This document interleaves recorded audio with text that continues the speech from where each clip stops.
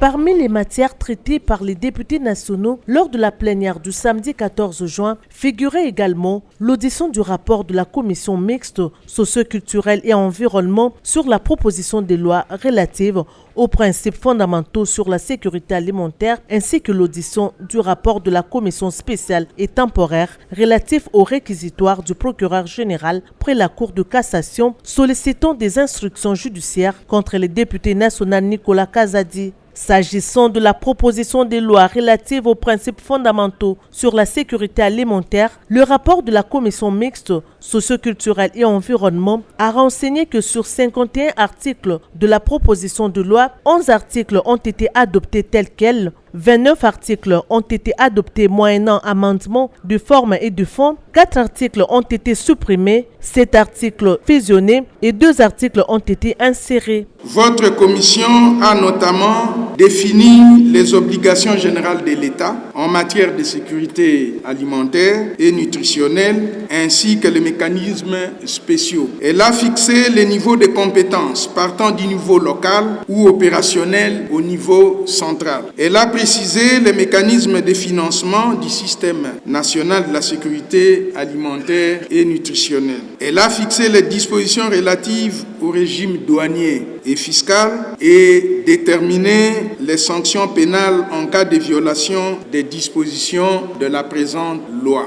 Notons que cette proposition de loi apporte des innovations suivantes. Le recours à la terminologie usuelle consacrée au secteur du droit à la sécurité alimentaire et nutritionnelle, conforme à l'acceptation internationale, la prescription des obligations de l'État dans la concrétisation du droit à une alimentation adéquate dans le contexte de la bonne gouvernance et des droits humains. La responsabilité des provinces, des ETD et de la société civile dans la promotion et la mise en œuvre du droit à une alimentation équilibrée et adéquate. La prescription des principes fondamentaux qui devront orienter et guider la mise en œuvre du droit à une alimentation adéquate pour tous. L'institutionnalisation et les mécanismes de financement d'un système national de sécurité alimentaire. La reconnaissance à tout homme, à toute femme, à tout enfant et aux structures de la société civile du droit à faire valoir les revendications en matière de droit à une alimentation adéquate devant les instances judiciaires et les services publics habilités. La mise en place des mécanismes spéciaux d'accompagnement pour la concrétisation